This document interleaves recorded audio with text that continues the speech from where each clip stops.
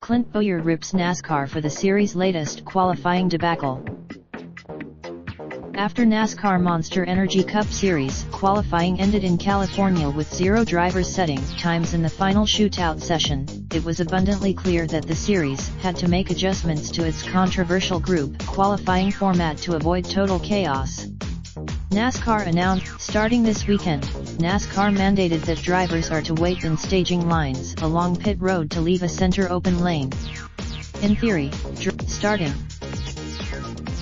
In practice, this means that pulling out of a staging line is a leap of faith. Due to the importance, this caused a major issue for Clint Bowyer in the opening session. Ryan Newman left. Bowyer's lap was ruined when Alex Bowman smacked the wall, however, and he ended up just missing the cutoff to make the second session. Newman made it through. Bowyer vented in an interview with Jamie Little, calling the outcome an epic. Do you think Ryan Newman's time should have been disallowed? Fox NASCAR at NASCARONFOX. Jamie Little what? Clint Bowyer who?